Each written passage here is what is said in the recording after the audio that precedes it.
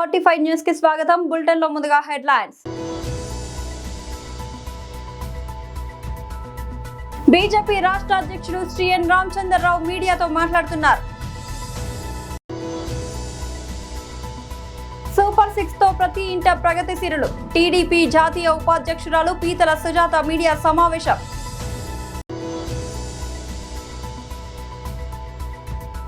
కృష్ణా జిల్లా అధ్యక్షుడు మాజీ మంత్రి పేర్ని నాని ప్రెస్ మీట్.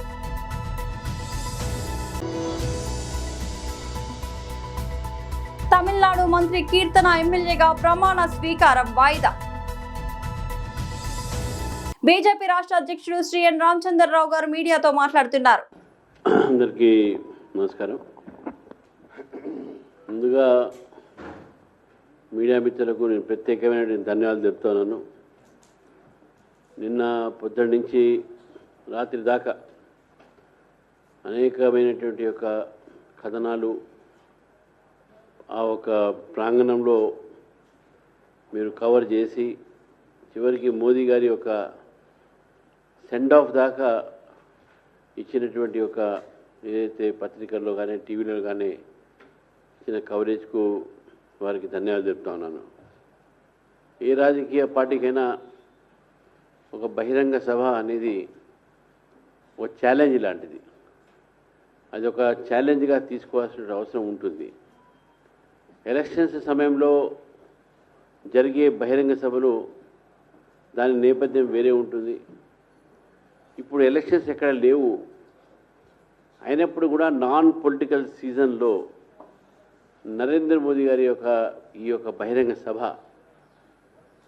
తెలంగాణ ప్రజలు ఆదరించినటువంటి తీరు చూస్తే, మా కార్యకర్తలు అహోరాత్రులు కష్టపడి అక్కడ ప్రాంగణంలో చేసినటువంటి ఒక ప్రయత్నాలు ఇవన్నీ చూస్తూ ఉంటే, జన సమీకరణ కార్యకర్త సమీకరణ చేస్తూ ఉంటే నేను ముందుగా వారికి నిన్న అభినందనలు శుభాకాంక్షలు తెలియజేస్తూ వారికి ధన్యవాదాలు చెప్తా ఉన్నాను. ఎందుకంటే వారి ప్రయత్నం లేనిది అంత పెద్ద జన సమీకరణ ఎంతమంది అయితే గ్రౌండ్లో ఉన్నారో బయట అంతకన్నా ఎక్కువ ఉన్నారు. దానికి మీరే సాక్ష్యం. అయితే ఈ యొక్క విజయం అవుతుంది, ఈ యొక్క ప్రోగ్రామ్ సక్సెస్, దాని యొక్క కారణము కార్యకర్తల మధ్యన ఉన్నటువంటి ఒక సమన్వయం, కార్యకర్తల ఒక డెడికేషన్, నిబద్ధత, నాయకులతో పాటు వారి మధ్యన ఉన్నటువంటి యొక్క కోఆర్డినేషన్, ఇదంతా కూడా team BJP, Telangana team BJP వలన అంత పెద్ద సభ ఏర్పాటు చేయడానికి మనకు దాన్ని చేపట్టేటటువంటి ఒక ఏదైతే పాసిబిలిటీ ఉందో అది అయింది.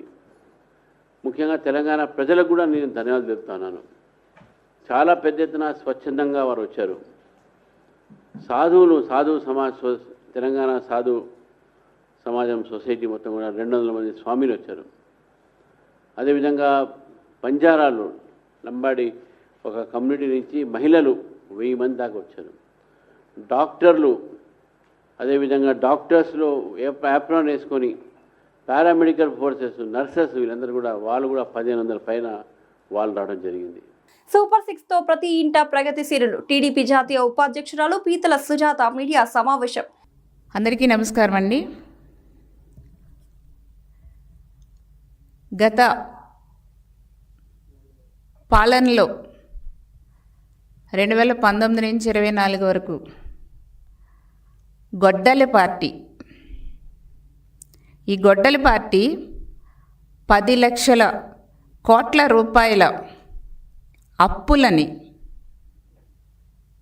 చేసేసి ఆర్థిక భారాన్ని రాష్ట్ర ప్రజలపై మోపేసి రాష్ట్రాన్ని నాశనం చేసేసి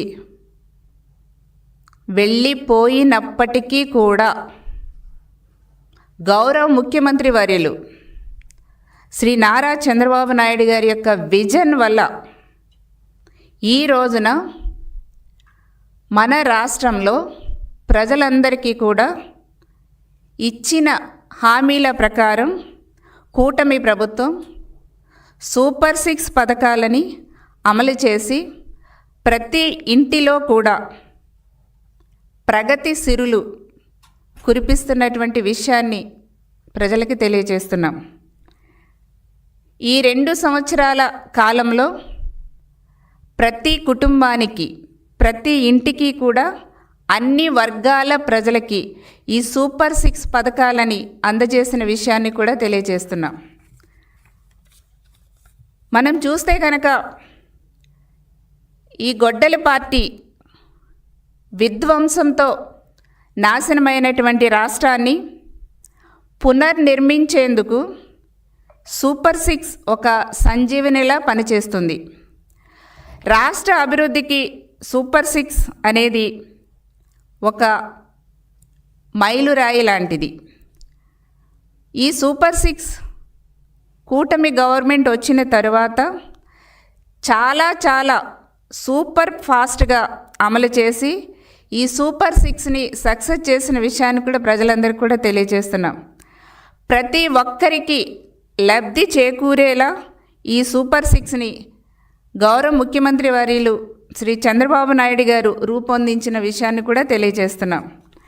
మరి అంతేకాకుండా ఈ ఉచిత బస్సు ఏదైతే ఉందో, ఈ ఫ్రీ బస్ వల్ల మహిళల యొక్క ఆర్థిక పురోగతికి చాలా ఉపయోగపడుతున్న విషయాన్ని కూడా తెలియజేస్తున్నాం. సంక్షేమానికి కొత్త నిర్వచనం ఈ సూపర్ 6. ప్రజల యొక్క జీవితాలలో మార్పుకి ఈ సూపర్ 6 చాలా ఉపయోగపడుతుంది.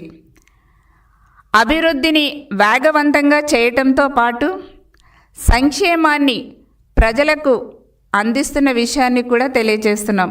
కృష్ణా జిల్లా అధ్యక్షుడు మాజీ మంత్రి Perni Nani press meet. YSR Congress party అధ్యక్షులు వైఎస్ జగన్మోహన్ రెడ్డి గారు అయ్యా అమరావతి పేరుతో ఆంధ్ర రాష్ట్రాన్ని సర్వనాశనం చేయొద్దు, రాజధాని నిర్మాణం పేరుతో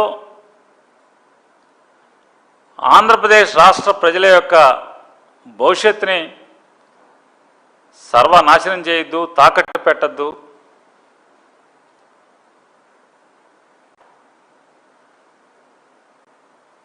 దానికి అమరావతిలో ఇన్ని లక్షల కోట్లు అప్పులు తెచ్చి పోసే బదులు, లేదా అన్ని లక్షల కోట్ల రూపాయలని ఖర్చు పెట్టి అక్కడ ఏమొస్తుందో, ఏం జరుగుద్దో, ఎప్పటికి అవుతుందో, చంద్రబాబు నాయుడు గారి యొక్క కలలకనేటువంటి రాజధాని మరో 25 ఏళ్ళకు అవుతుందా, 50 ఏళ్ళకు అవుతుందా, లేదా ఎప్పటికి అవుతుంది అనేది చంద్రబాబు నాయుడు గారికే కాదు,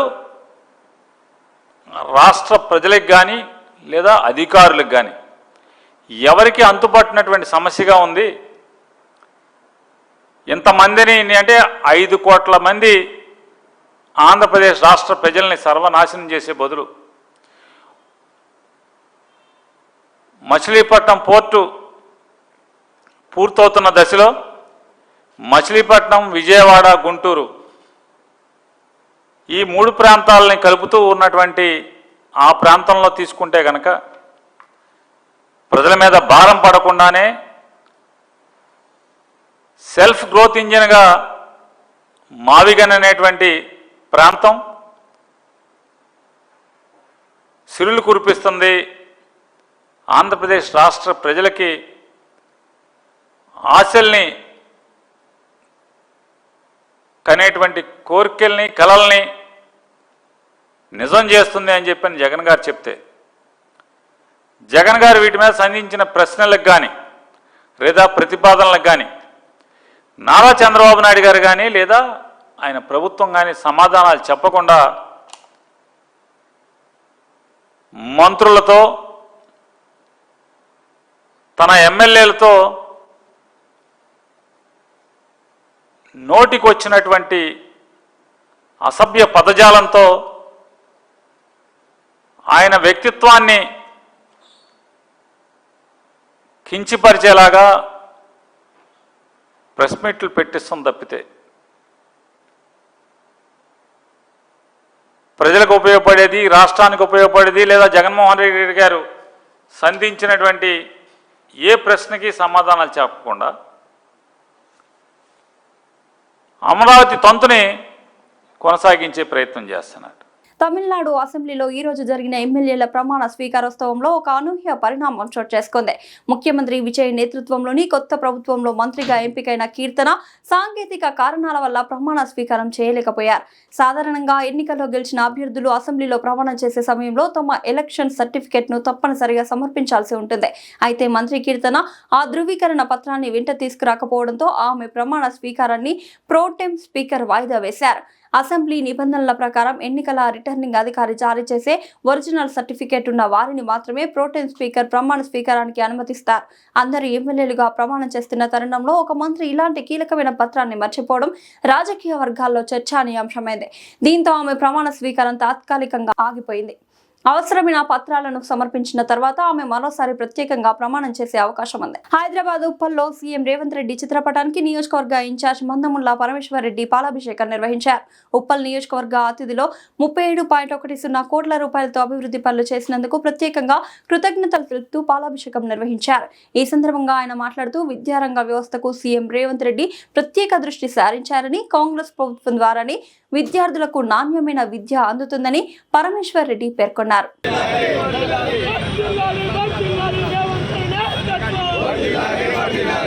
పరమేశ్వర్ రెడ్డి గారికి, ఇక్కడున్న పెద్దలకు, సీనియర్ కాంగ్రెస్ నాయకులకు, మీడియా సోదరులకు అందరూ కూడా పేరు పేరున నమస్కారం. మన తలరాతను రాసేది ఆ బ్రహ్మదేవుడని ఎప్పుడు కూడా మన పెద్దలు చెప్తుంటారు. కానీ మన తలరాతను మార్చేది కేవలం విద్యకు మాత్రమే ఉంది. మన తలరాతను మార్చేది, మన కుటుంబ పరిస్థితులు మార్చేది కేవలం మన విద్యకు మాత్రమే ఉంది. మరి ఈరోజు విద్య పైన పెట్టే ప్రతి పైసా రేపటి బంగారు భవిష్యత్తుకి పెట్టుబడి మాత్రమే, ఖర్చు కాదని ఎప్పుడు కూడా మన సీఎం రేవంత్ అన్న గారు చెప్తుంటారు. మరి ఈరోజు సీఎం రేవంత్ అన్న గారు ప్రభుత్వ పాఠశాలలు మార్చే దిశగా నిజంగా ఒక మంచి మార్పుని, మంచి నిర్ణయాన్ని తీసుకోవడం జరిగింది.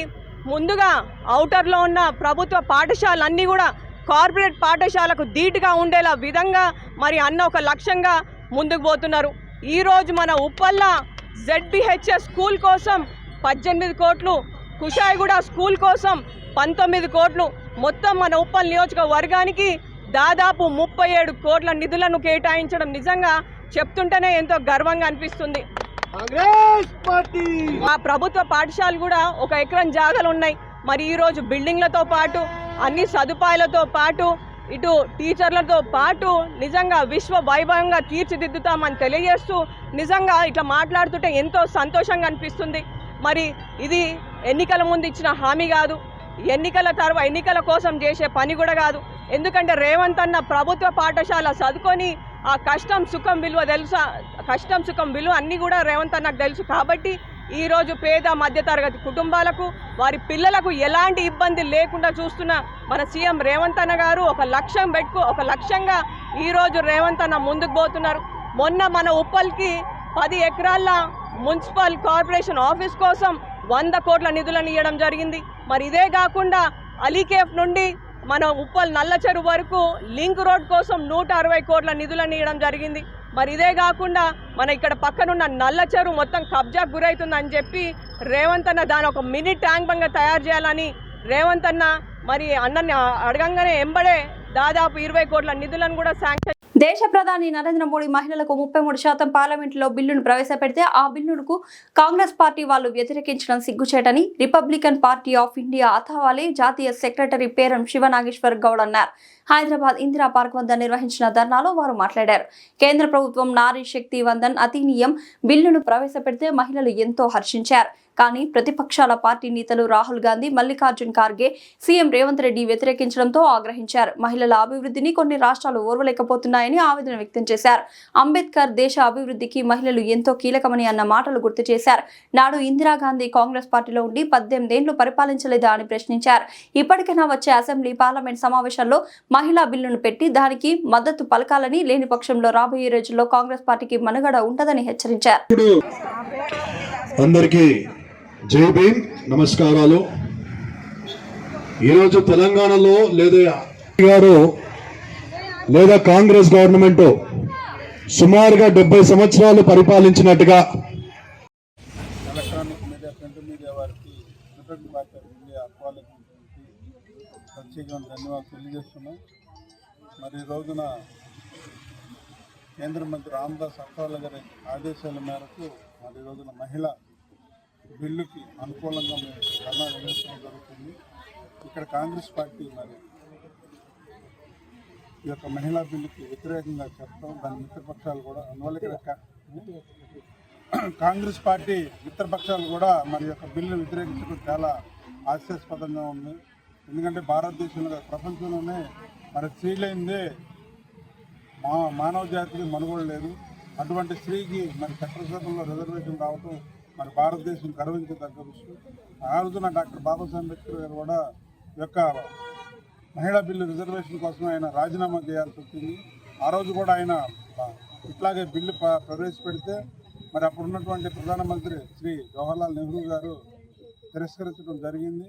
దాని నిరసనగా ఆ రోజున మరి డాక్టర్ బాబాసాహెబ్ అంబేద్కర్ గారు సామాజిక న్యాయ శాఖ మంత్రిగా ఉండి వెంటనే రాజీనామా చేసి ఆయన ఒక్కడే చెప్పాడు, ఒక స్త్రీ లేనిదే ప్రపంచం లేదు.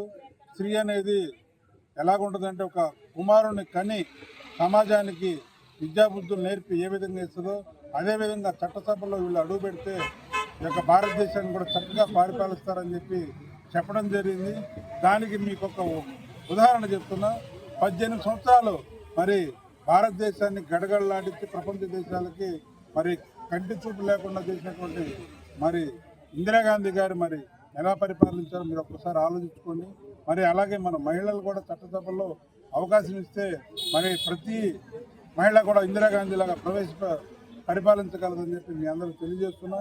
ఎందుకంటే ఈ యొక్క కాంగ్రెస్ పార్టీ మొట్టమొదటి నుంచి కూడా ఈ విధంగానే ఉంది.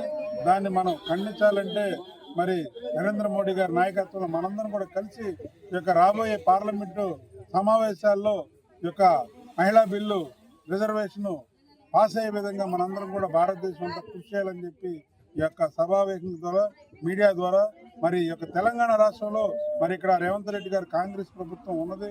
ఆయన కూడా వెళ్ళి ఢిల్లీ ప్రత్యేకంగా దాన్ని ఏ విధంగా ఉన్నారు, ఇక్కడ 8 మంది ఎంపీలు ఉన్నారు, వాళ్ళందరూ కూడా దానికి ఆపోజిట్ చేశారు.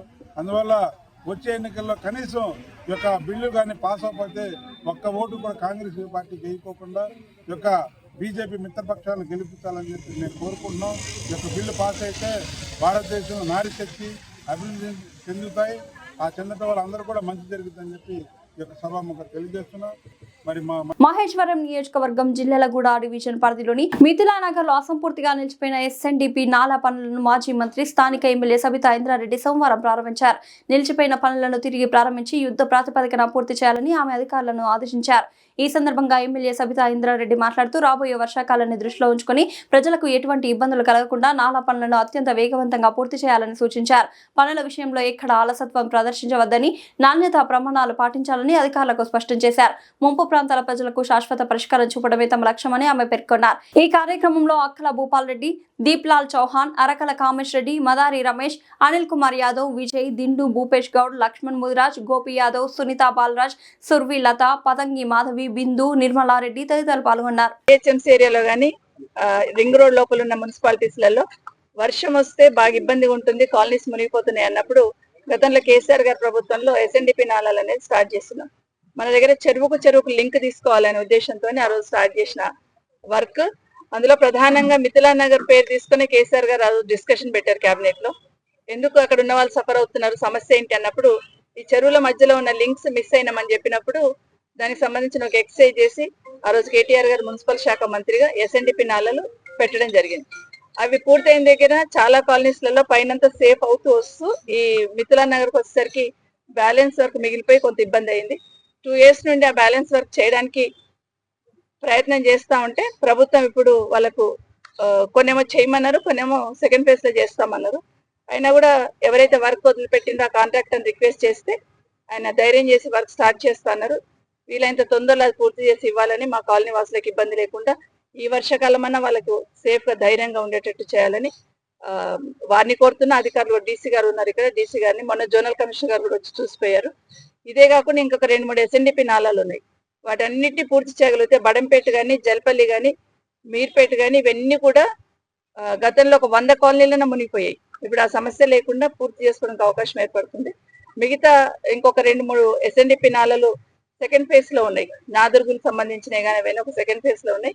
వాటిని కూడా తొందరగా పూర్తి చేసి మొదలుపెట్టి పూర్తి చేయాలని ప్రభుత్వాన్ని విజ్ఞప్తి చేస్తారు. బడంపేట సర్కిల్లో పెద్ద ఎత్తున అక్రమ నిర్మాణాలు కానీ, వెంచర్లు కానీ ఇలాంటి జరుగుతున్న వాటి మీద అధికారులతో సమీక్ష సమావేశం నిర్వహించే బాబు, నేనేమంటున్నా వెంచర్స్ ఒక్కొక్క సిస్టమ్ ఒక్కొక్కరు ఫాలో అప్ చేస్తారు. గతంలో జిహెచ్ఎంసీలో కలవక ముందు ఇచ్చిన పర్మిషన్స్ ఉన్నాయి. నేను మొన్న ముఖ్యమంత్రి గారికి రాసిన లెటర్లు అదే రాశాను. గతంలో హెచ్ఎండిఏ పర్మిషన్ లేకుండా చేసిన వాళ్ళ లేఅవుట్ ఏదో ఎగ్జామిన్ చేయండి. లేఅవుట్ పర్మిషన్ లేకుండా, హెచ్ఎండిఏ పర్మిషన్ లేకుండానే LRS కట్టుకున్నారు, వాటిని కూడా ఎగ్జామిన్ చేయండి అన్నాను. ముఖ్యమంత్రి గారికి స్వయంగా లెటర్ రాశాను కాబట్టి వెయిట్ చేస్తాను. ఎందుకంటే మళ్ళీ అక్కడ కూడా కొన్ని నాళాలన్నీ కబ్జా అయిపోయి, ఎగ్జాంపుల్ పిరంగి నాల మొత్తం పూర్తి చేసినారు, లేఅవుట్లు చేసినారు, నీతులు చెప్పే వాళ్ళే చేసుకుంటూ వచ్చినారు. నేనేమంటాను, ఇప్పుడు కానీ కోలుకోకపోతే, ఇప్పుడు నాదర్గుల్లో అక్కడంతా కూడా ఇప్పుడిప్పుడే కొత్త కాలనీలు వస్తున్నాయి. ఇప్పుడు కానీ అలర్ట్ కాకపోతే అధికారులు, భవిష్యత్తులో కూడా ఆ కాలనీ వాసులు కూడా ఇదే సమస్య ఎదుర్కోవాల్సి వస్తుంది. బులెటిన్ ముగించే ముందు హెడ్లైన్స్ మరోసారి. బీజేపీ రాష్ట్ర అధ్యక్షుడు శ్రీ ఎన్ రామచంద్రరావు మీడియాతో మాట్లాడుతున్నారు. సూపర్ 6 తో ప్రతి ఇంట ప్రగతిశీలులు. టీడీపీ జాతీయ ఉపాధ్యక్షురాలు పీతల సుజాత మీడియా సమావేశం.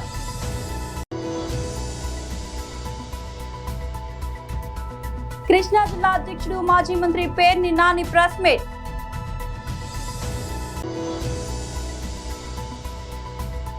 తమిళనాడు మంత్రి కీర్తన ఎమ్మెల్యేగా ప్రమాణ స్వీకారం వాయిదా. ఇది వాళ్ళ బులెటిన్ అప్డేట్. మరొక బులెటిన్లో మళ్ళీ కలుద్దాం. అంతవరకు సెలవు.